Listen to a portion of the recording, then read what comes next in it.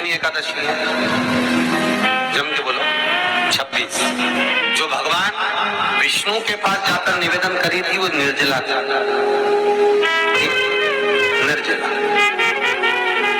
इसलिए सारी एकादशियों में निर्जला एकादशी की महत्वता शास्त्र प्रमाण करता है। पर हिंदू धर्म के 3 व्रत ऐसे बता दिए जिन व्रतों का पुण्य समाप्त नहीं हुआ।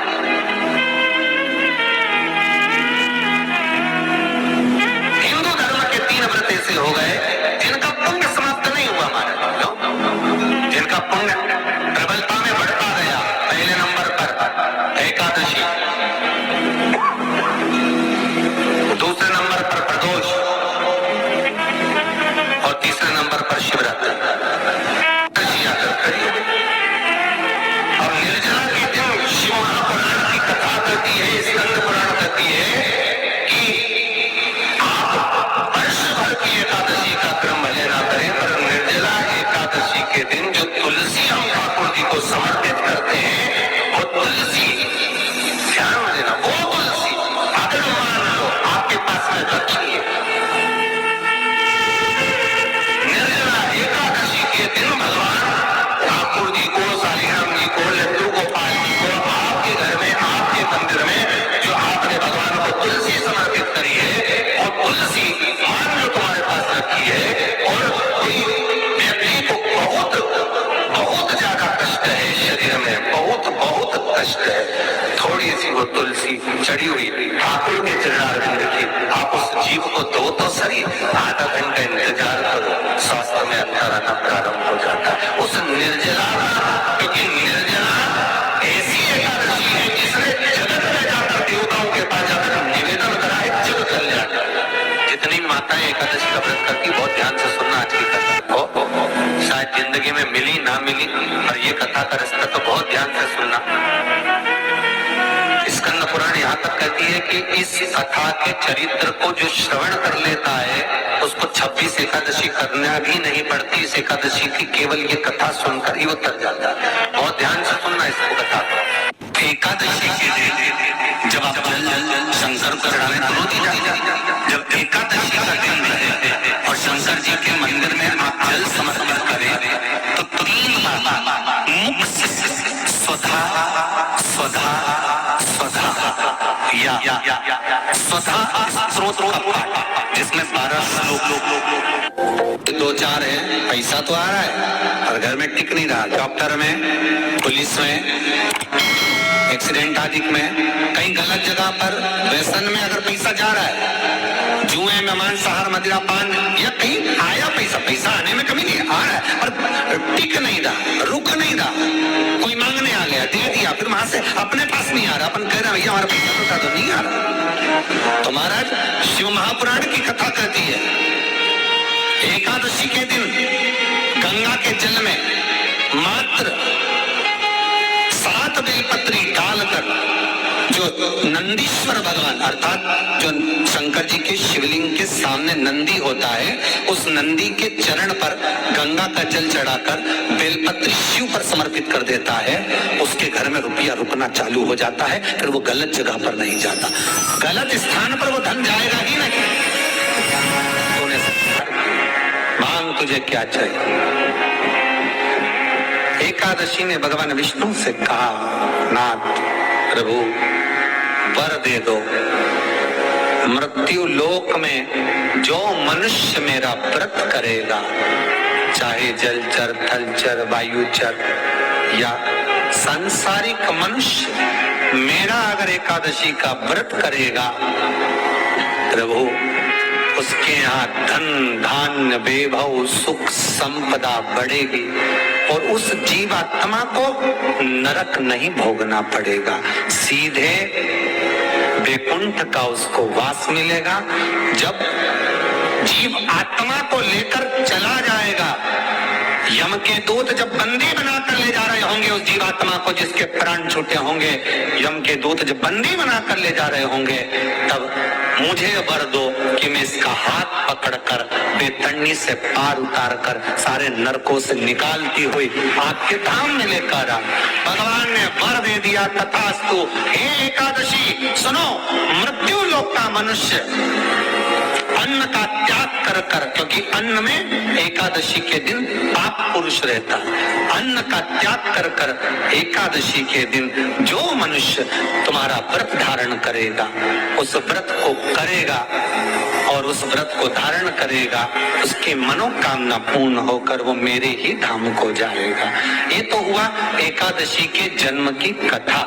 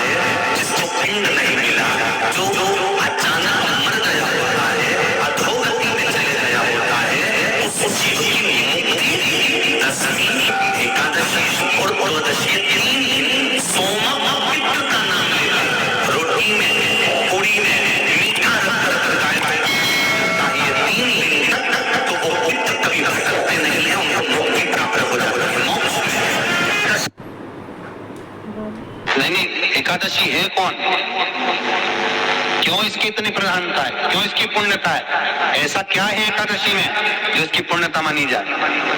कौन है ये? जो भगवान नारायण तक एकादशी का व्रत करते हैं। सुभद्रा जी को भगवान जगन्नाथ ने, जगदीश ने एकादशी का व्रत कराया था। बद्रीनारायण भगवान को माता लक्ष्मी ने एकादशी का व्रत कराया था। क्यों? चंद्रायण एकादशी व्रत की माता। एकादशी है कौन? तो कहा जिसको व्रत करने पर भगवान नारायण भी जिसका व्रत करते हो, भगवान माता लक्ष्मी जिसका व्रत करती हो, वो एकादशी है कौन? तो शास्त्र वर्णन करता है महाराज, स्कंद पुराण का सुंदर चातुर्मास्य खंड के अंतर्गत वर्णन आया है महाराज। एक बार भगवान विष्णु आनंद में विराजमान थे, पद्मावती और माता लक्ष्मी दोनों उनके पास में विराजी हुई थी। भगवान लक्ष्मी और पद्मावती दोनों बैठी, एक सिर के पास, एक चरण के पास। कुछ समय बाद वहीं पर ब्रह्मदेव का आगमन हुआ और ब्रह्मा जी आगमन पाकर भगवान नारायण पद्मावती से लगकर उठे और उठकर लक्ष्मी की ओर झुके। झुकने पर इन तीनों के समागम से भगवान नारायण के हृदय चित्त से एक कन्या प्रकट हो गई। उस कन्या का नाम एका था। क्या नाम था? एका। अब 10 उसके गुण इतने प्रबल थे, वो 10 गुण उसके बड़े प्रबल थे कि वो एका जिसको निहारती थी उसको संपदावान बना देती थी, जिसको देख लेती थी उसके जीवन में वो आनंद की अनुभूतियां करा देती थी। एका जिस मार्ग से जाती थी उस मार्ग के द्वार खोल देती थी। एका का पुण्य इतना पुण्य प्रखर। पद्मावती और लक्ष्मी ने कहा, महाराज ये बेटी आपके द्वारा निर्मित हुई है, इसका कन्यादान करना चाहिए। हमारे यहाँ हिंदू धर्म में रीति है, जिस दिन कन्यादान करा जाता है उस दिन व्रत रखा जाता है। अब आजकल रखते कि रखते हो मालूम नहीं, और कन्यादान करते समय व्रत रखा जाता है। व्रत रखना, एका का कन्यादान करना है। भगवान बोले कन्यादान करें, किसको दे? एका किसको दी जाए? एका प्रदान किसको करी जाए? पुण्यता किसको दी जाए? भगवान नारायण ने उसी समय लक्ष्मी और पद्मा से पूछा, तुम एकादशी के दिन जब आप जल शंकर को चढ़ाने तो रोटी जाए, जब एकादशी का दिन रहे और शंकर जी के मंदिर में आप जल समर्पित करें तो 3 बार मुख से स्वधा स्वधा स्वधा या स्वधा स्रोत का पाठ, जिसमें 12 श्लोक 2-4 है। पैसा तो आ रहा है और घर में टिक नहीं रहा। डॉक्टर में, पुलिस में, एक्सीडेंट आदि में, कहीं गलत जगह पर व्यसन में अगर पैसा जा रहा है, जुए में, मांसाहार, मदिरा पान, या कहीं आया पैसा आने में कमी नहीं है, आ रहा है पर टिक नहीं रहा, रुक नहीं रहा।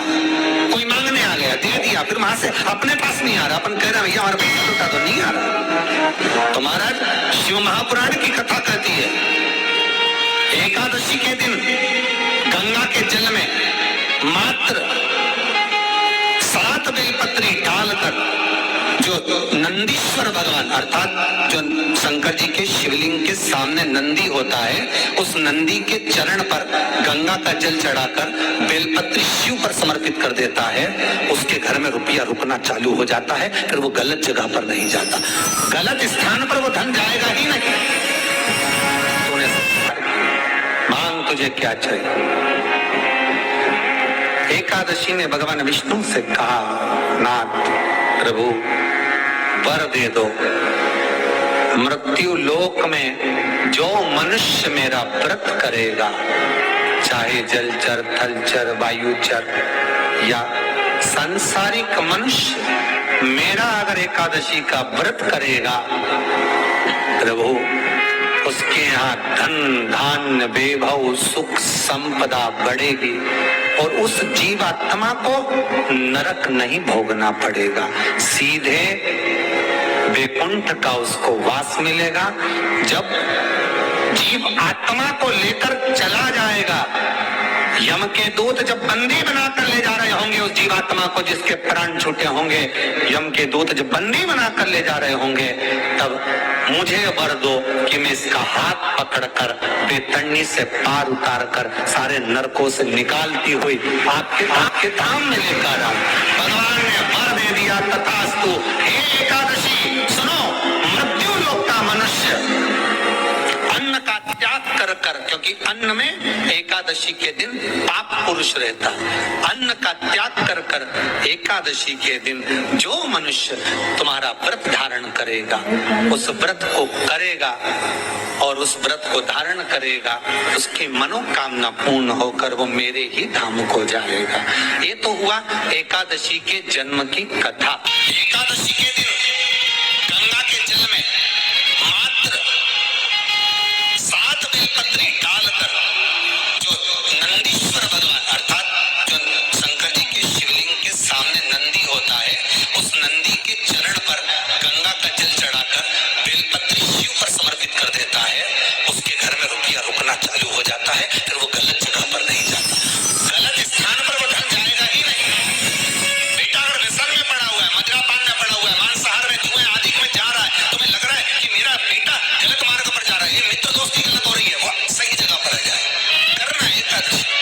कई लोग इसको धन के लिए भी करते हैं, संपदा के लिए। संपदा के लिए अर्थात जिसका व्यापार नहीं चलता, जिसके घर में पैसा नहीं आता, या नौकरी नहीं लग रही, या सर्विस नहीं लग रही, आप अप्लाई कर रहे हो, जगह जगह जाकर इंटरव्यू भी दे रहे हो और पैसा नहीं आता, तो उसके लिए भी प्रयास किया जाता। पर उसके लिए यहाँ पर जो धन के लिए करते हैं, उसके लिए विष्णुपति के लिए करते हैं। मतलब जैसे गंगा के जल में तुलसी के 11 पत्ते डाले जाते हैं और उसको किसी नारायण के मंदिर में राम कृष्ण शिव शंकर जी, राम कृष्ण भगवान विष्णु दत्त आदि